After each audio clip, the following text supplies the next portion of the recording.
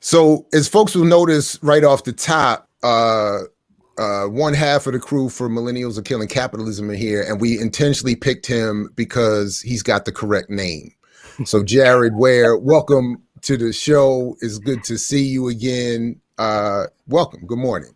How you doing? Thanks for having me, Jared, and good to see you all. What's that? Hey. Welcome, welcome. So why don't we So, start? as we were saying, yeah, go ahead. Oh no, I was going to ask, like, why don't we start by obviously the second half is not here, but talk a little bit about the origins for me, the origins of millennials are killing capitalism, because I agree with what our dad was saying, is that it's one of those things that has sort of taken off on the left in particular for its insight, its views, its take on things. And the different perspectives that it brings forth, and it's one of those. It's really been an exciting thing. Like when I heard of it and I started going through episodes, I was like, oh, this shit is good. Okay, let me keep listening to that. So, what was the origins of the idea and where it came from? Yeah, so we started in 2017, and at the time there were left-wing podcasts, but we felt like a lot of them really focused on like kind of the band of folks that we would classify as progressive, social democrats, liberal democrats, and we really felt like there was a lack, specifically at that time, of anti-imperialist podcasts, of podcasts that were really looking at the revolutionary left broadly, internationally, as well as within the US. And so we felt like that was an intervention that needed to happen. And I think for both Josh and myself, we were still figuring stuff out, especially at that time, in terms of like what are our own political leanings exactly, right? And I mean, obviously, that's always somewhat of a work in progress for everybody, I think. But for us, we didn't, I was probably a little bit more anarchistic leaning, although still very much interested in socialism. Josh more towards the like state socialism, scientific socialism thought. And so we thought, let's just explore as much as we can, educate ourselves in that process.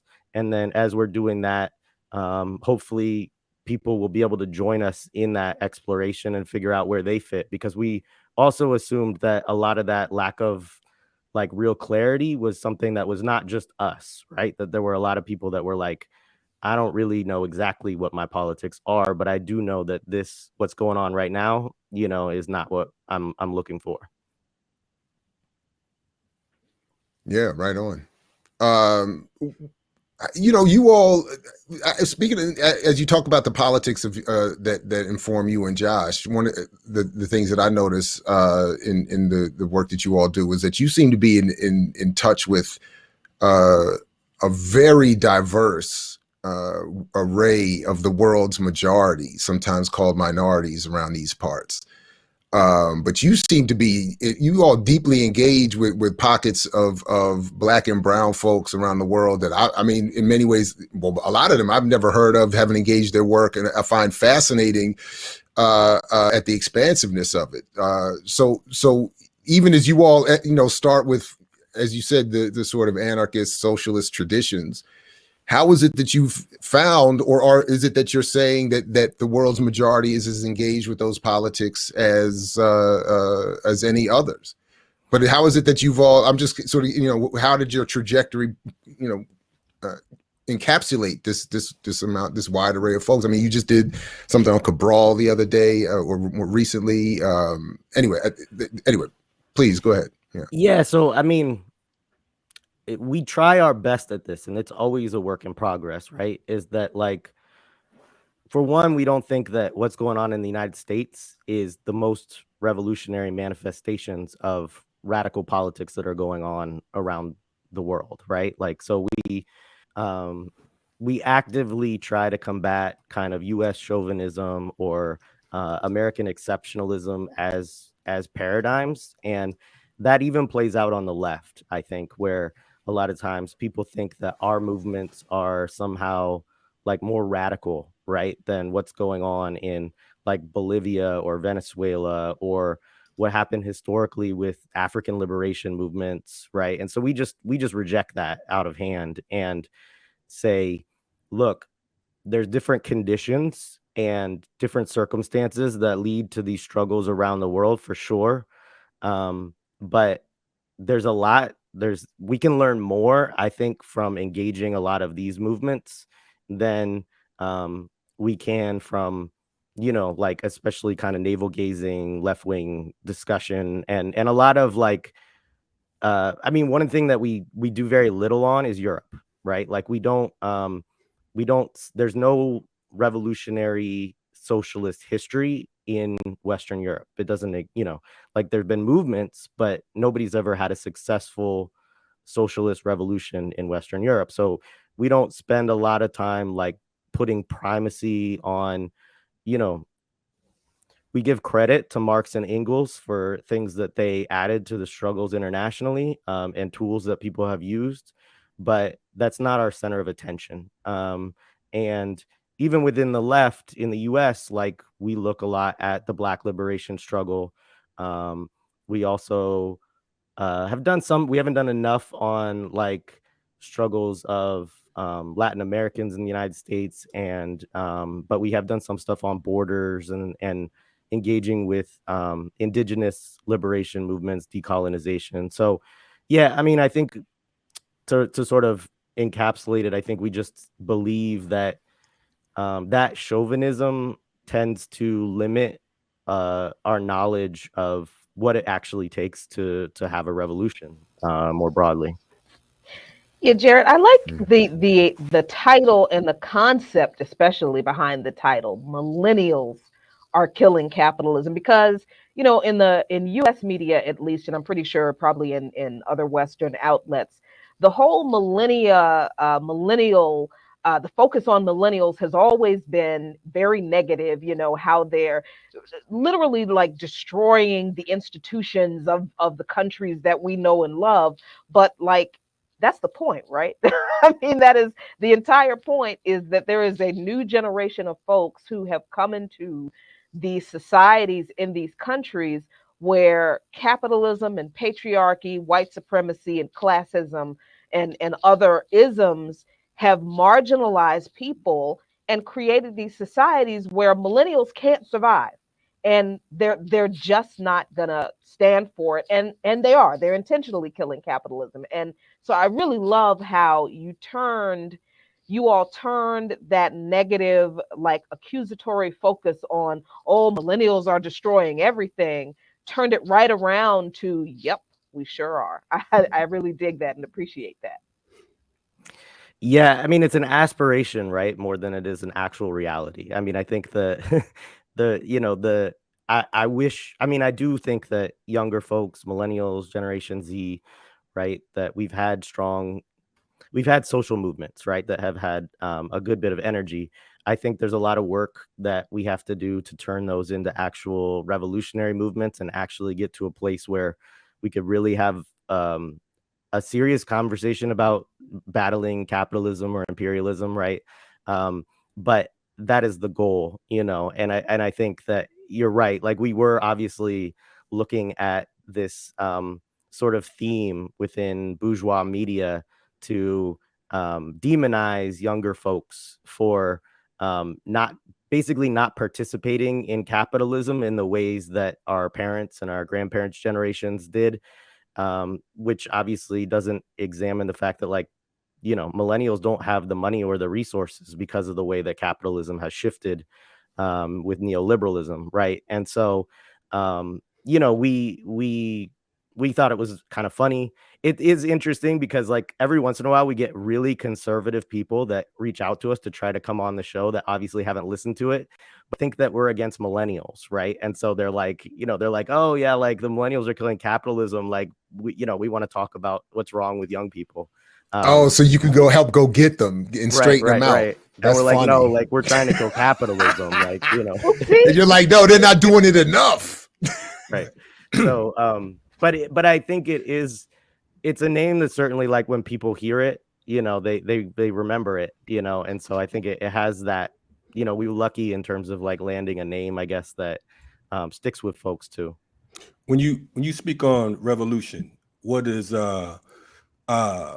define what revolution looks like to you, and who do you say should lead said revolution? Yeah, like in the United States or like globally? I'm talking globally. Yeah. I mean, because of the fact I don't think that it's going to have to impact on a global level if it's going to be a successful revolution. Right. I agree. Yeah. Yeah. So I mean, I think like, Or both, shall I say? yeah, it's related, right? I think obviously we look at the United States as the heart of empire, right? And so we look at it as playing. Um, we look at the defeating of empire, right, as a crucial element in terms of what would be a global revolution. And in that, we basically mean the hearts of like wherever capital is accumulating most starkly, wherever there is the most strongly militarized, manifestations of defending that, right?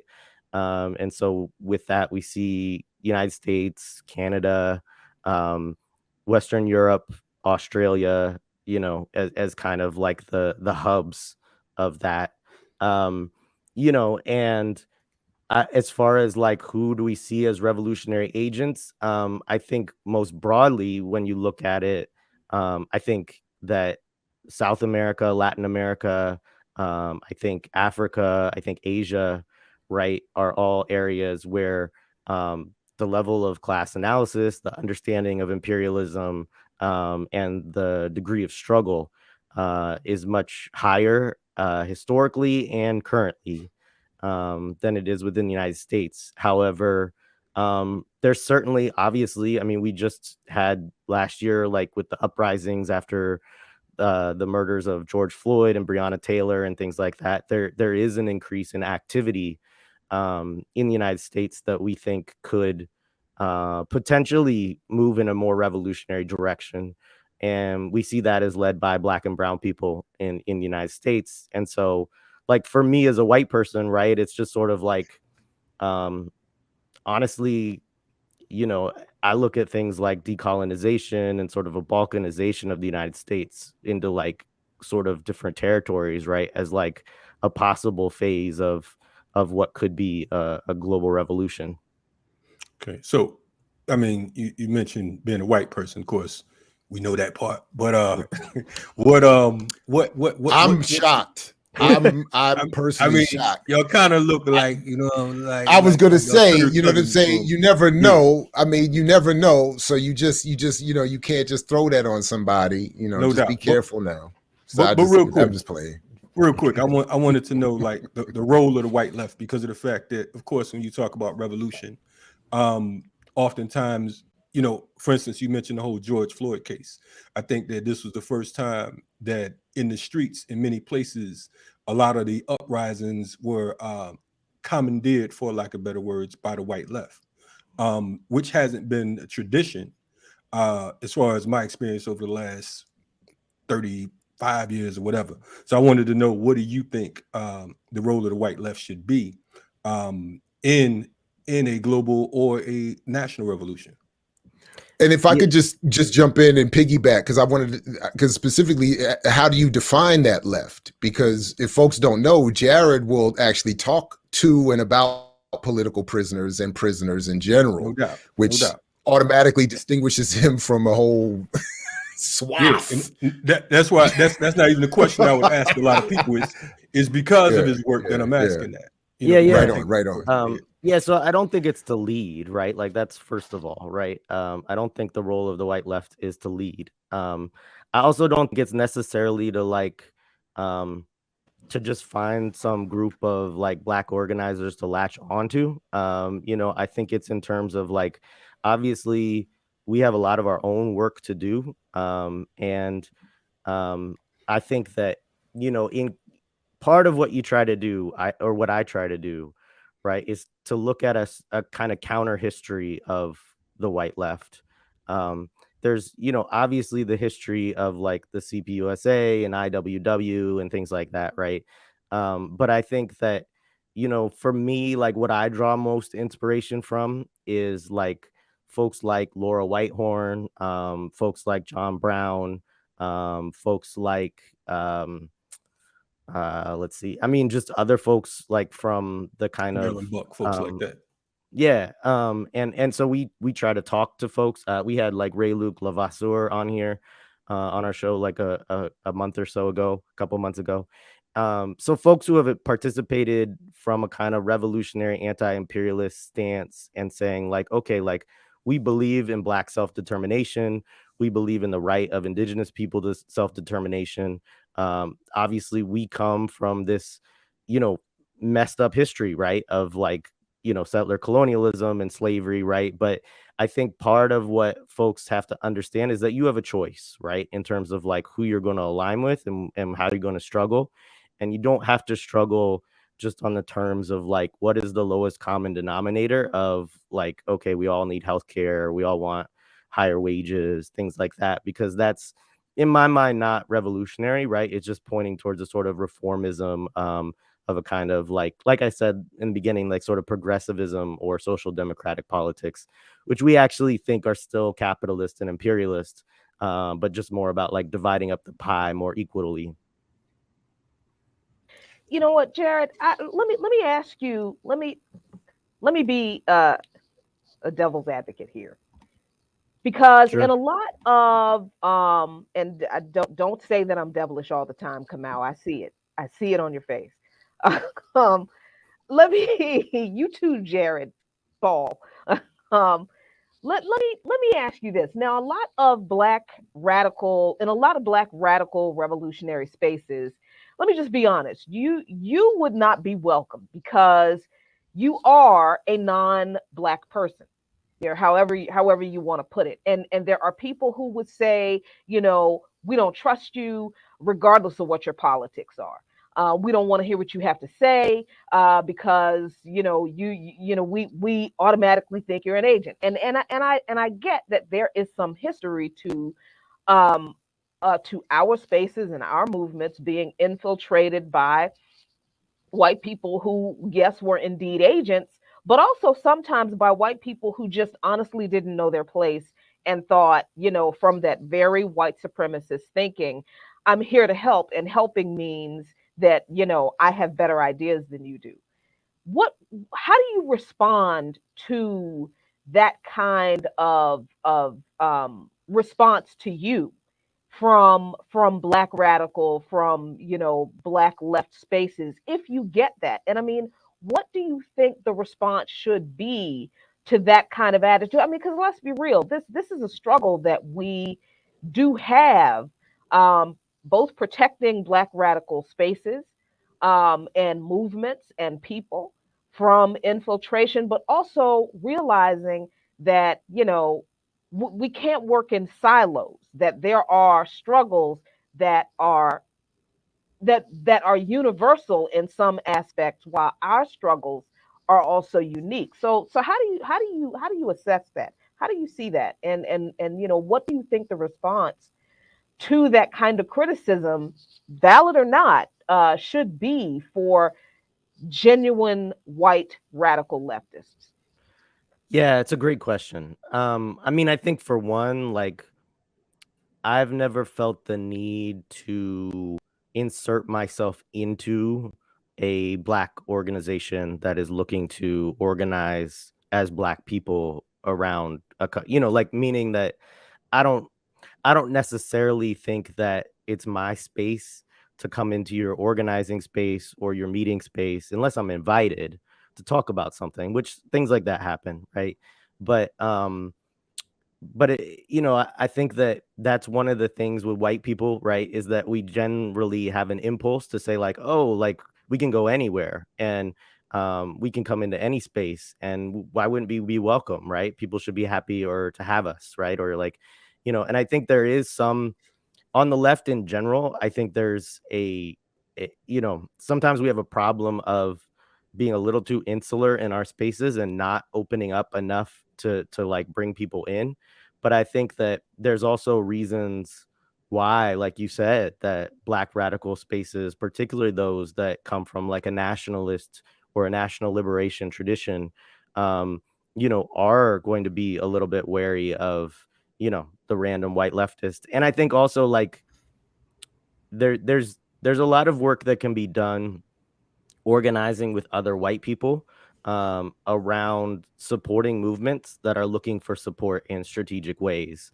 And so I don't look at it as like, yeah, I just want to be an ally or something like that. But I do think that I do try to stay in dialogue, right, with like a lot of different organizations and people. And then there's work that I do that's separate from that, which is a lot of it has to do with prisoners.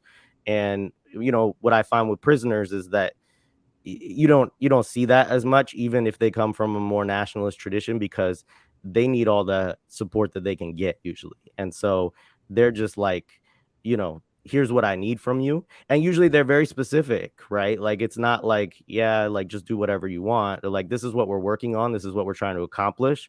Like, how can you plug into this? This is what I need you to do. Right. And so that's been a useful thing for me in terms of my own organizing, because I can enter it and I can have dialogue with people, I can disagree with people, but at the end of the day, like it's very specific in terms of like what I can contribute concretely. Whereas like, I think for folks on the outside, it's a little bit different dynamic sometimes, and I understand that. And I think the work over time speaks for itself, right? So it's like, you know, I understand that all of that hesitation is warranted, and so I don't take it personally when I encounter it at all. I understand that like there's a political reason for that. Your work For is me, I'm excellent, by the jumping. way, So, just from oh, checking out what you've done. You know what I'm saying, as far as jailhouse lawyers, and you know what I mean. So definitely salute to you for your organizing as well. Go ahead. I'm Thank you. sorry. Come on. oh no, I'm sorry. So I wanted to, because the podcast is tagged millennials. Obviously, you interact with folks, younger and older. But is there any specific politic, like left politic, that you think millennials have either introduced or have held on to, which has opened up or bettered political thought, ideas, added to part of the array of discussion, that you think maybe past generations, older folks, like, we talked about being clustered or too clustered, like some things around like queer theory come to mind, or things like that. That you What do you think the contribution, if you can say, of a generation of people is to political thought and ideas and actions, in terms of millennials? Yeah, that's a great question. Like one quick point is that in some ways, one of the things I regret most about the title of the show, right, is that it can imply a certain like generational division that we didn't necessarily mean, which is like part of our interest in the show is actually connecting younger struggles with past struggles, which is why we have so many movement veterans and things like that on the show, is because we want people to understand that like this is a long history. There are even more radical manifestations of this history, and that we have a lot to learn even from movements within the United States, particularly in current times, because some of these folks, of course, thankfully, are still with us, of like the 60s, 70s, etc. Right.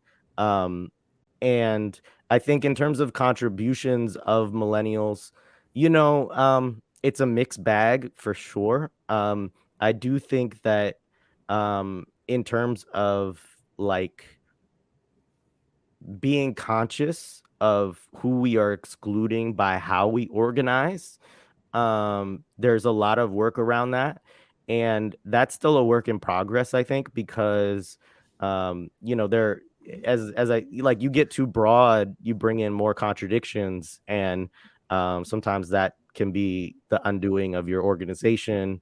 And I think we've seen some of that.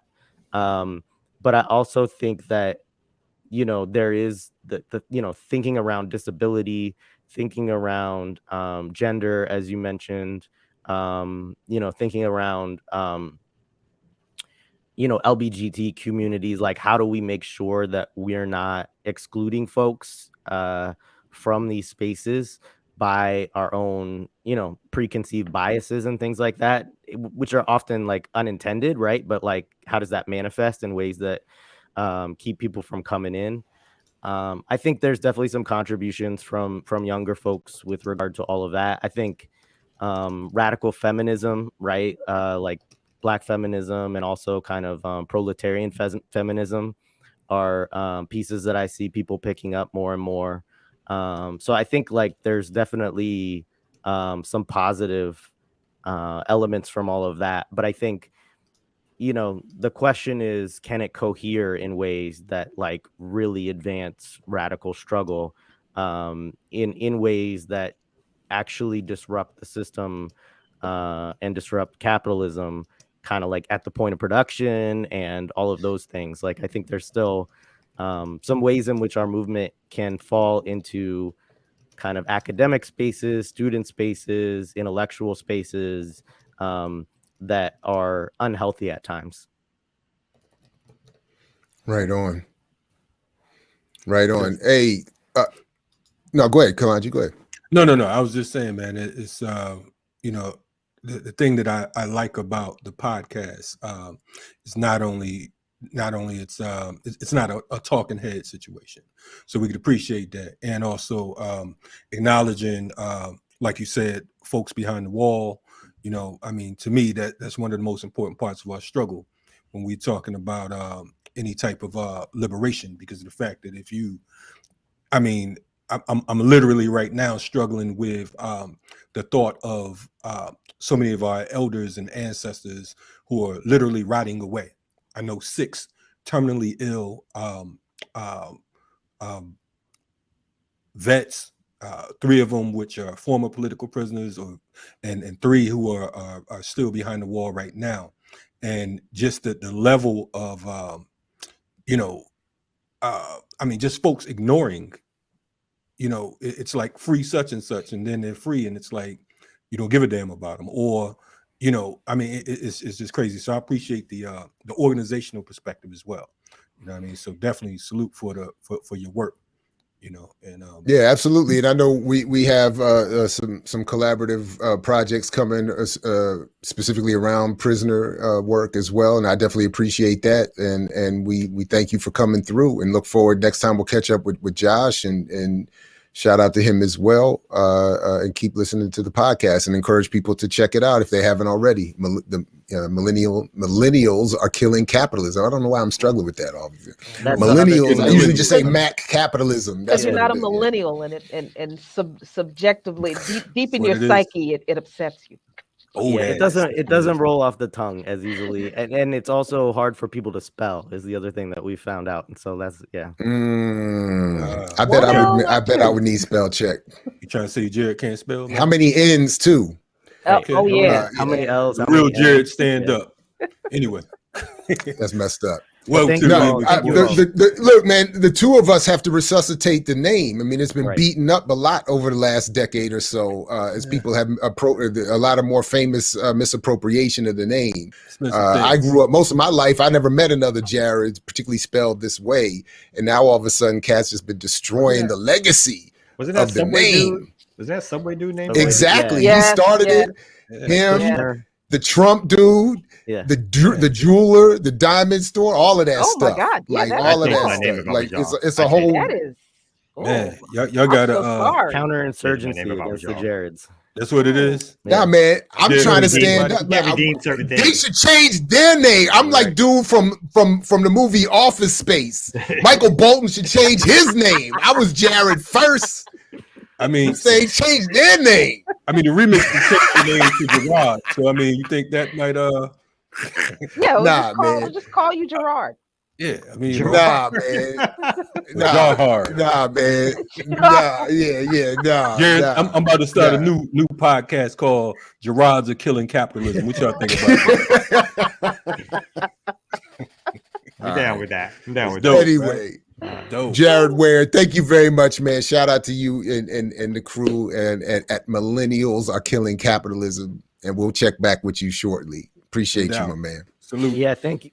Thank you all for having me on, and just want to say we love what you're doing here at Black Power Media. I'm a member, and just keep building. This is like my favorite thing that's happened this year. So shout out to you all too.